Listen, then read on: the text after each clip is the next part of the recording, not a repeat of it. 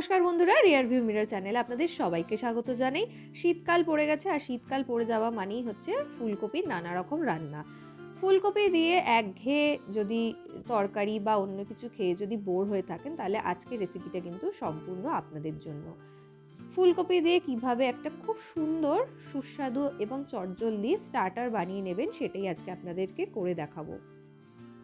তার জন্য ফুলকপিগুলোকে আমি খুব ভালোভাবে নুন জলে ধুয়ে নিয়েছিলাম। আমি কিন্তু ভাপাইনি, আর ফুলকপিগুলোকে একদম ছোট্ট ছোট্ট করে টুকরো করে কেটে নিয়েছি। এবার আমি এক এক করে উপকরণ দিতে থাকবো। প্রথমে 1/2 টিস্পুন লবণ দিয়ে দিলাম, তারপর 1/2 টিস্পুন গোলমরিচ গুঁড়ো দিয়ে দিলাম, 1 টিস্পুন আমি এখানে গার্লিক পাউডার বা রসুন গুঁড়ো দিচ্ছি। আপনাদের কাছে না থাকলে কোনো অসুবিধা নেই, আপনারা রসুন বাটাও দিতে পারেন। লাস্ট আমি যেটা দিচ্ছি সেটা হলো কর্নফ্লাওয়ার। আমি এখানে মোটামুটি 1 টেবিল চামচ মতো কর্নফ্লাওয়ার দিয়েছি। কর্নফ্লাওয়ার না থাকলে ময়দাও দিতে পারেন। আমি কিন্তু কোনো রকম কোনো জলের ব্যবহার করছি না, শুধুমাত্র ওপর থেকে যাতে ফুলকপিগুলো কোট হয়ে যায় সেই রকমভাবেই ভালোভাবে ওপর নিচ করে একটা চামচ দিয়ে মাখিয়ে নিচ্ছি। একটু টাইম নিয়ে মাখাবেন যাতে সম্পূর্ণ কপিগুলোর গায়ে কোটিংটা হয়ে যায়। এবার আমি ইন্ডাকশন অন করে দিয়েছি আর ফ্রাইং প্যানে 1.5 টেবিল চামচ মতো রিফাইন্ড অয়েল দিয়েছি।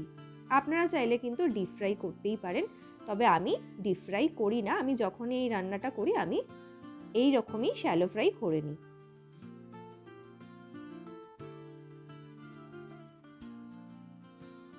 বেশি হাই ফ্লেমে কিন্তু একদমই ফ্রাই করতে যাবেন না, তাহলে কিন্তু ভেতরটা একদম কাঁচা কাঁচা থাকবে আর বাইরেটা লাল লাল হয়ে ভাজা ভাজা হয়ে যাবে। তাই একটু টাইম নিয়ে শ্যালো ফ্রাইটা করতে হবে, লো টু মিডিয়াম ফ্লেমে।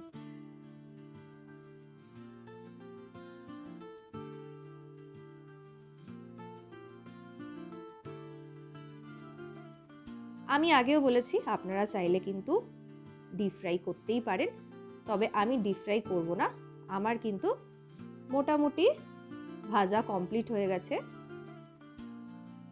আমি কিন্তু আর এর থেকে বেশি ভাজবো না। আমি ইন্ডাকশন বন্ধ করে দিয়েছি। আমি অন্য একটা বাটিতে ট্রান্সফার করে নিলাম।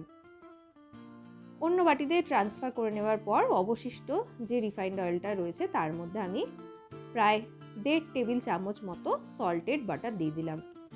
আমি কিন্তু সল্টেড বাটার ব্যবহার করছি। বাটারটা মেল্ট হয়ে গেছে। এবার আমি এর মধ্যে বেশ অনেকটা পরিমাণ রসুন কুচি দিয়ে দিলাম। এখানে মোটামুটি 9 থেকে 10টা রসুন আমি মিহি করে কুচিয়ে নিয়েছিলাম, সেটা দিয়ে দিলাম। রসুন কুচিটা দেওয়ার পর কয়েক সেকেন্ড একটু নাড়াচাড়া করে নিয়ে আমি এর মধ্যে 1/2 টিস্পুন লবণ দিলাম, 1/2 টিস্পুন গোলমরিচ গুঁড়ো দিচ্ছি, 1/2 টিস্পুন চিলি ফ্লেক্স আর 1/2 টিস্পুন অরিগ্যানো দিলাম। এবার ভালোভাবে সব মিক্স করে নেব।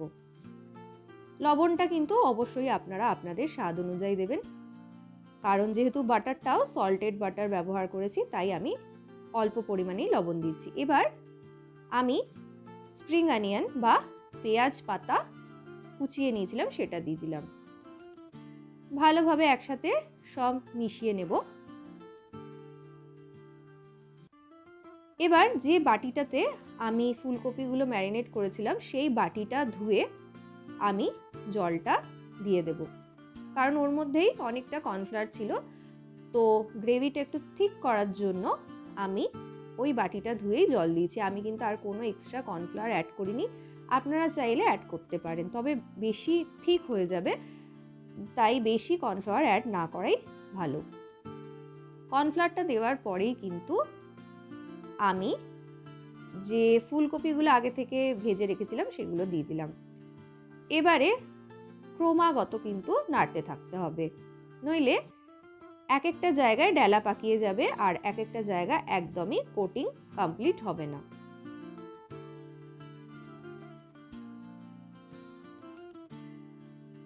খুব খুব ভালোভাবে কিন্তু ওপর নিচ করে লো টু মিডিয়াম ফ্লেমে নাড়তে থাকতে হবে।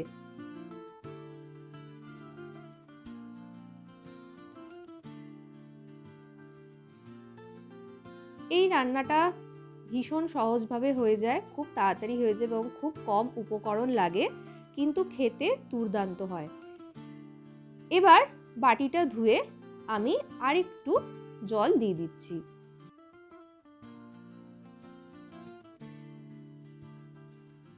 জলটা দেওয়ার পরে আবারও ভালোভাবে নাড়াচাড়া করে নেব।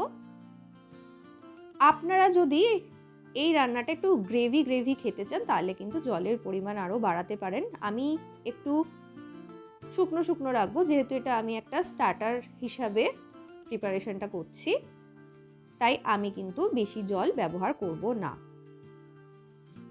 নাড়াচাড়া করতে করতে অটোমেটিক্যালি কিন্তু জলটা পুরো টেনে যাবে আর একদম ড্রাই হয়ে যাবে। রান্না আমার কমপ্লিট। ইন্ডাকশন বন্ধ করে আমি লাস্ট যে উপকরণ সেটা দিচ্ছি, সেটা হলো দুধের সর। আমি অল্প একটু দুধের মধ্যে ভালোভাবে ফেটিয়ে পাতলা করে নিয়েছিলাম, সেটা লাস্টে দিয়ে দিলাম। দিয়ে ভালোভাবে মিশিয়ে নিচ্ছি। আপনারা চাইলে দোকানের যে ফ্রেশ ক্রিম কেনা পাওয়া যায় সেটাও দিতে পারেন। ভালোভাবে ওপর নিচ করে মিশিয়ে আমি কিছুক্ষণ রেখে দেব। আমি কিন্তু ইন্ডাকশনটা অনেকক্ষণ আগেই বন্ধ করে দিয়েছি। আমার রান্না কমপ্লিট। এবার সার্ভ করে নেব। তৈরি হয়ে গেল আজকে আমাদের একটা unique starter, Gobi butter garlic. সাজানোর জন্য আমি ওপর থেকে একটু চিলি ফ্লেক্স আর স্প্রিং অনিয়ন কুচি বা পেঁয়াজ পাতা কুচিয়ে দিয়েছি। আমি যেমন আগেই বলেছিলাম যে পরে কিন্তু পুরো ড্রাই হয়ে যাবে, দেখুন একদম ড্রাই হয়ে গেছে। বাড়িতে কোনো গেস্ট এলে একটু অন্যরকম কোনো স্টার্টার যদি দিতে চান তাহলে কিন্তু এই রান্নাটা করে দিতে পারেন। খুব তাড়াতাড়ি আর ভীষণ সুস্বাদু লাগে খেতে। অবশ্যই বাড়িতে ট্রাই করবেন এবং আমাকে কিন্তু কমেন্ট করে জানাতে ভুলবেন না কেমন লাগলো। হাক্কা নুডলসের সাথেও কিন্তু আপনারা সার্ভ করতে পারেন, অপূর্ব লাগে খেতে। আমার চ্যানেলে পাশে থাকার অনুরোধ বারবার করি, আজও করছি। প্লিজ চ্যানেলের পাশে থাকবেন। সবাই খুব ভালো থাকবেন, সুস্থ থাকবেন। ধন্যবাদ।